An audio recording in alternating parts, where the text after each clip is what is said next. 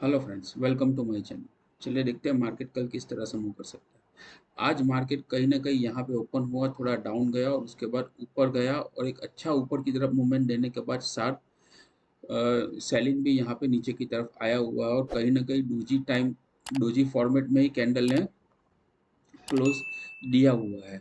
तो अभी कल क्या हो सकता है, चलिए 15 मिनट चार्ट पे हम समझते हैं। देखिए मार्केट में कल क्या हो सकता है।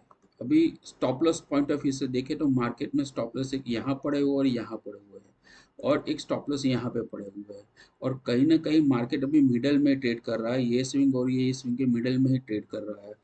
अगर कल मार्केट फ्लैट खुल रहा है और थोड़ा टाइम बिताने के बाद यहाँ नीचे की तरफ मूव कर रहा है तो आपको 22,800 तक के टारगेट देखने को मिल सकते हैं। उसके बाद कहीं ना कहीं मार्केट यहाँ से एक बाउंस बैक भी ले सकता है। अगर कल डायरेक्टली गैप डाउन खुल रहा है, अगर मार्केट डायरेक्टली गैप डाउन खुल रहा है तो मार्केट को इसी लेवल के नीचे बहुत बड़ा गैप डाउन खुलना पड़ेगा तो ही मार्केट नीचे की तरफ एक मूव करेगा। वरना हो सकता है कि यहाँ कहीं पे गैप डाउन खुला तो मार्केट यहाँ से एक बाउंस बैक भी कर जाए। व्हाट इफ अगर गैप अप खुला तो मार्केट अगर बीच में गैप अप खुल रहा है तो मार्केट कहीं ना कहीं यहाँ पे रेंज बाउंड भी हो सकता है और फिर एक दो दिन के बाद आपको आने वाले टाइम में ऊपर की तरफ एक मूव भी मिल सकता है। अगर मार्केट गैप अप खुल रहा है यहाँ पे 22,120 के ऊपर यहाँ पे डायरेक्ट खुल रहा है तो हो सकता है कि यहाँ से एक फास्ट मूवमेंट भी आ जाए। क्यों मैं ये बोल रहा हूँ, क्योंकि आज गैप अप खुलने के बाद मार्केट थोड़ा नीचे की तरफ मूव करने के बाद ऊपर गया है तो कल अगर गैप अप खुल रहा है इतना बड़ा तो हो सकता है कि मार्केट एक फास्ट मूवमेंट करके 23,300 तक पहला टारगेट आपको इजीली दे सकता है।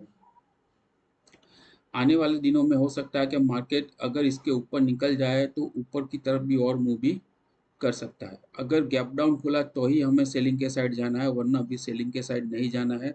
या फिर गैप अप खुलने के बाद ये लो तोड़ टूट जाए, ये 22,800 के नीचे 890 के नीचे जब मार्केट जाना चालू कर तब यहाँ से आप एक सेलिंग का ट्रेड ले सकते हो। चलो बैंक निफ्टी में देख लेते हैं।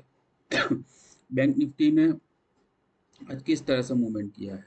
बैंक निफ्टी भी आज कहीं ना कहीं गैप अप खुला तो उसके बाद थोड़ा नीचे आने के बाद एक ऊपर की तरफ मूव किया हुआ और क्लोजिंग एट द एंड में थोड़ा सेलिंग प्रेशर वाला ही दिया हुआ, मतलब कि थोड़ा नेगेटिव जैसा ही दिया हुआ है। चलिए देखते हैं कि इंट्राडे में क्या सिचुएशन बन रही है। देखिए कहीं ना कहीं मार्केट यहाँ पे दो लेवल के बीच में पड़ा हुआ। अगर कल फ्लैट खुल रहा था मार्केट हो सकता है थोड़ा साइडवेज जाए, उसके बाद नीचे की तरफ मूव करे 48,400 तक भी मार्केट आ सकता है यहाँ तक। अगर मार्केट गैप डाउन खुल रहा है तो 48,400 के नीचे गैप डाउन खुला तो और भी नीचे पुल डाउन हो जाएगा और 47,008 तक के भी हमें टारगेट देखने को यहाँ पे मिल सकता है। अगर मार्केट गैप अप खुल रहा है तो इसके ऊपर ही खुलना चाहिए। अगर इसके ऊपर खुलेगा तो मार्केट यहाँ से ऊपर की तरफ भी मूव कर सकता है।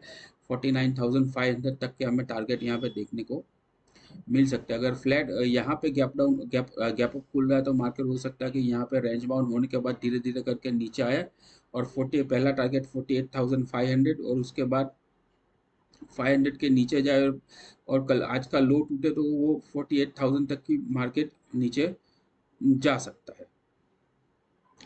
अगर आपको ये मेरी एनालिसिस अच्छी लग रही है और आपको कुछ भी सीखना है एजुकेशन पॉइंट ऑफ व्यू से तो आप मुझे इस नंबर पे अप्रोच कर सकते हैं। ये मेरा व्हाट्सअप नंबर है। तो अभी के लिए इतना ही फ्रेंड्स। Thank you.